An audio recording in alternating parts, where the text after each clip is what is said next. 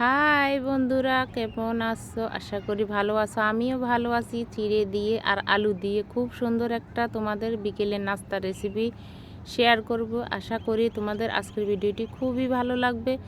আমার কাছে তো খুবই ভালো লাগলো এই রেসিপিটা। প্লিজ প্লিজ প্রথম থেকে শেষ পর্যন্ত ভিডিওটি তোমরা দেখবে। আর এইভাবে চিড়ে যদি ঘরে থাকে বানিয়ে খেয়ে দেখবে, ভীষণ মজা, ভীষণ টেস্টি। এখানে শুকনো খোলা টেলে নিতেছি জিরা, ধনিয়া, গোলমরিচ, শুকনো লঙ্কা।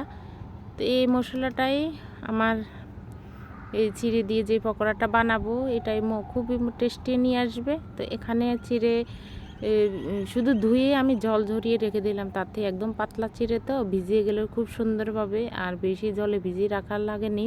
তো দুইটা আলু আমি এখানে হাত দিয়ে মিক্স করে নেব। তো তোমরা যদি চাও তাহলে গ্রেটার দিয়ে গ্রেট করেও নিতে পারো, কোনো সমস্যা নেই। মোট কথা একদম চিড়ের সঙ্গে খুব ভালোভাবে মিক্স হতে হবে। তো একটু গোটা গোটা ছিল, হাত দিয়ে টিপি টিপি খুব সুন্দরভাবে আমি আলু মিক্স করে নেব চিড়ের সঙ্গে। তো হাত দিয়ে মিক্স করে নিলাম চিড়ে আর আলু। তো এখানে দিয়ে দিলাম কাঁচা লঙ্কা। তো তোমাদের রুচি মতন যা যা মন চা সব কিছুই দিতে পারবে। যদি মন চা এখানে একটু পেঁয়াজ কুচানো দিতে পারো। তো আমি পেঁয়াজ দিলাম না, কারণ আমার পেঁয়াজ খানা বারণ। এখানে টেস্টি সল্ট দিয়ে দিলাম। টেস্টি সল্ট তো যে কোনো মুদিখানা দোকানে গেলে তোমরা পেয়ে যাবে। তো এই ভাজা জিরা গুঁড়োও দিয়ে দিলাম, যেটা আমি শুকনো খোলা টেলে নিলাম সেটাও দিয়ে দিলাম। আর এখানে হচ্ছে বিট লবণ দিয়ে দিব একদম পরিমাণ মতো। তো তোমরা তোমাদের পরিমাণ বুঝে দিবে। হ্যাঁ, আমি কোনো কিছুই মাপ বলিনি, কারণ আমি যেতটুকু বানাতেছি আমার ঘরের পরিমাণে আমি বানিয়ে নিতেছি। তো তোমরা যতটুকু বানাবে ওরকম আন্দাজ করে পরিমাণ মতন দিয়ে দেবে। তো বিট লবণ দিলাম আর সামান্য একটু এমনি লবণ দিয়ে দিলাম।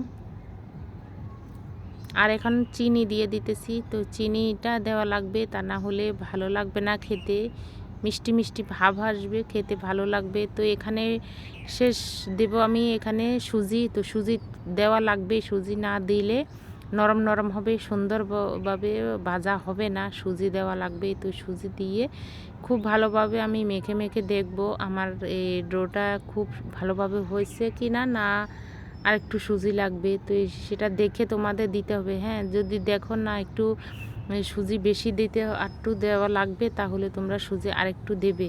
তো আমার সুজি এখানে আর লাগলো না। তো একবারে যা দিলাম সেটাই আমার হয়ে গেছে। তো একটু সামান্য প্রথমে তেল দিয়ে আমি রেখে দিয়ে এরপরে বানানোর আগে দিয়ে একটু লেবু দিয়ে দেবো। এই যে লেবু, অর্ধেকখানি লেবু আমি কেটে এখানে দিয়ে দেবো লেবুর রস দিলাম, ফ্লেভারটা আর একটু ভালো আসবে, সেজন্য লেবুর রস দিয়ে দিলাম।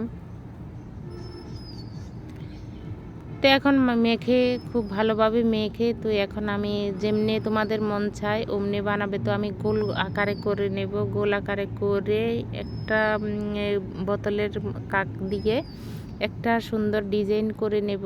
তো তোমাদের মন যেটা চায় তোমরা সেভাবে তোমরা করে নিতে পারো। যদি মন চায় এভাবে গোল গোল করেও তেলে ভেজে নিতে পারো।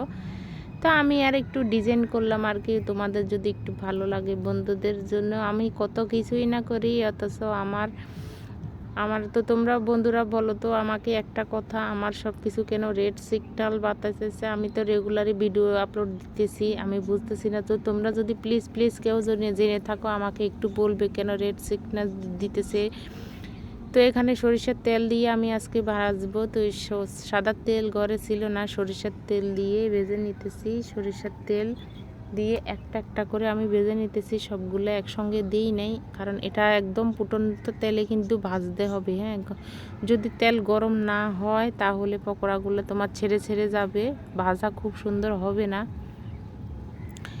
তো এই যে সবগুলো আমি এভাবে ভেজে নেব, ভেজে তারপরে আমরা চায়ের সঙ্গে খাবো। তো বন্ধুরা একটাই আফসোস, তোমাদের সামনে সব কিছু তুলে ধরতে পারিনি ভাজার পরে, কারণ আমার ভাজার সাথে সাথে সবগুলা খাওয়া শেষ। তো সরি। তো তোমাদের যদি রেসিপিটা একটু থেকে একটু ভালো লাগে রেসিপিটা শেয়ার করে দেবে, লাইক দিবে, কমেন্ট করবে। ধন্যবাদ।